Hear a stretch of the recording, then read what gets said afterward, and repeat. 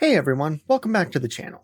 Today, I want to discuss XDefiant's 2024 server test session and how I'm simultaneously more optimistic and more concerned for the game's future than ever.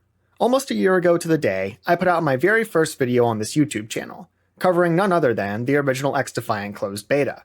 I had quite a lot of thoughts to share back then, and even more after, as Ubisoft conducted several additional playtests over the following year. XDefiant has struggled with more than its fair share of issues since that first closed beta, facing problems with its grenades, ability tuning, and poor hit registration among others. But, despite those pitfalls, I always found the core gameplay loop quite enjoyable, if a bit rough around the edges. Other issues aside, by far the biggest complaint, both from myself and pretty much anyone else who's tried the game, is its horrendous netcode. Some of, if not the worst I've experienced in a multiplayer game for quite some time. The XDefiant team has repeatedly discussed these netcode woes, admitting it's a serious problem they've been constantly working to improve. And my main focus going into this latest test was whether or not that part of the game had seen any market improvements.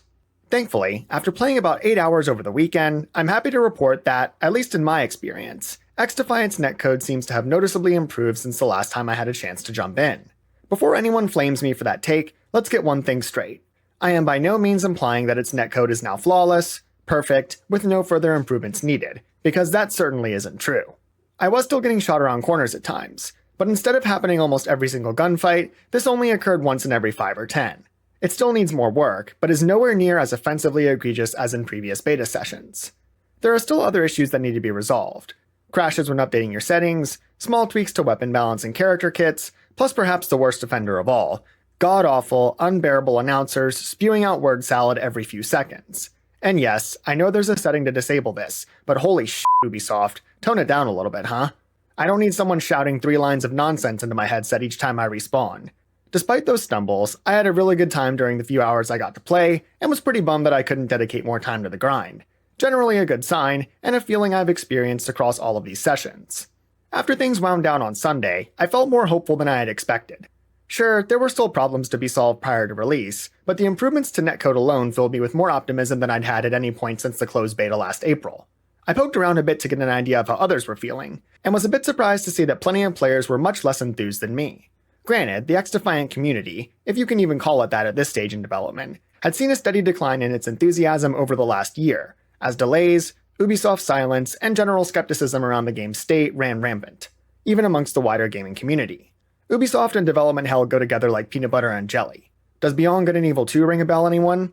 And, coupled with reporting from Tom Henderson about toxic workplace culture and widespread disorganization within the XDefiant team, its outlook seemed decidedly grim, but I was still surprised at the despair I saw after the test session wrapped up.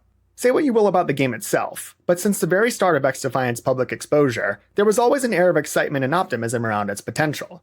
Sure, there were certainly some delusional fans who touted XDefiant as the long-awaited COD killer, coming to save us from the throes of despair after subpar products like Vanguard and MW2, but let's be honest, the only thing that could ever kill Call of Duty is Call of Duty itself, and even when the franchise has been down bad, it's never come close to falling out of its elite position amongst premier multiplayer FPS titles.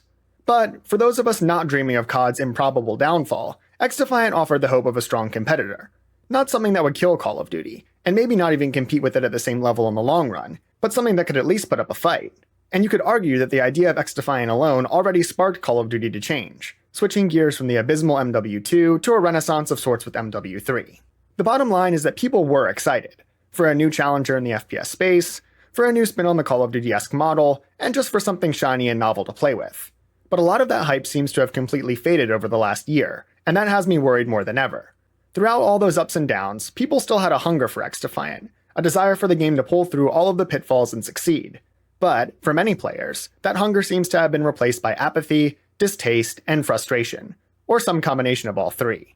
Where before you'd see countless posts expressing excitement about its eventual release, and offering encouragement to the devs while they continued to work, much of that sentiment has been replaced by doom and hostility.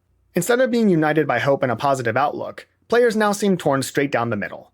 Some still holding on to those old dreams, while many others have apparently given up on XDefiant. And, if we're being totally honest, can you really blame them? It's not easy to wait around for months and months, looking for an update or release window, only to have your hopes repeatedly dashed by delays, platitudes, and extended timelines with no end in sight.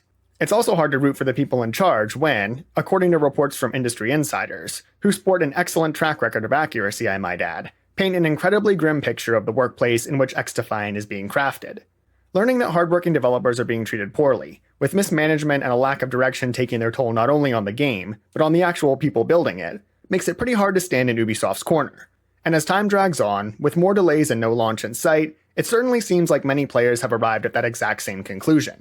The countless memes about missing a prime opportunity to drop in the lead up to MW3's launch last November may hold some truth, but the reality is, XDefiant was nowhere near ready for launch at that point in time. This sentiment certainly hasn't gone away after April's server test, with plenty of people left wondering if we're in for another 6, 9, or even 12-month delay before an actual full release.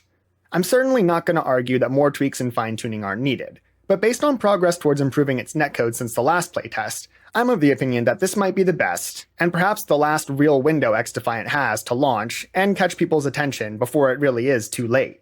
Assuming the next Call of Duty title, rumored to be Black Ops Gulf War developed by Treyarch, launches in early November, that leaves just about 6 months until it lands, with the massive marketing campaign that always accompanies a new COD kicking off much sooner. Myself, and many others, put a lot of faith in Treyarch with each of their releases, and, generally speaking, they don't often disappoint, typically delivering a complete single-player, multiplayer, and zombies package that punches well above what Sledgehammer, and Infinity Ward in particular, seem capable of producing. Once that new Treyarch title rolls around, with another installment from the same studio rumored to be launching the very next year, it's going to be harder than ever to pry dedicated players away from the franchise in any meaningful capacity. This begs the question, why should XDefiant spend another month or two fine-tuning the netcode, balance, and overall performance, and then drop the full release in May or June? This would allow the game to grab plenty of attention prior to Treyarch's next expected banger, while simultaneously offering an alternative for anyone burnt out on MW3 in the months leading up to that release. XDefiant's core design philosophy and overall presentation fits much more in line with Treyarch's style than either Infinity Ward or Sledgehammer, and would serve as the perfect bridge between Modern Warfare 3's halfway point and the next Call of Duty. If Ubisoft can polish things up a little bit brighter, and not fall victim to more radio silence, which, while I understand the idea of putting their heads down and working hard, doesn't do public perception any favors, XDefiant could be perfectly primed for an initial release that can entice plenty of players to dip their toes in, and then follow up with post-launch support and improvements to get them hooked and keep them coming back for more, even as Call of Duty continues its inevitable march towards the top of each year's bestseller charts. Despite the muted outlook from much of the player base, which is certainly justified, I remain cautiously optimistic about the future of XDefiant. If the team can get their shit together, put some nice finishing touches on the full release, and get it out the door in a timely manner, I can certainly see a world where the game attracts the player base it needs to kickstart a bright future. Only time will tell if Ubisoft can actually pull it off, but I for one am still rooting for them to succeed. Thanks for watching. If you enjoyed this video, make sure to like and subscribe for more gaming content, and let me know your thoughts on XDefiant and its server test session in the comments below. You're a real one and I appreciate you. Catch you later, homies.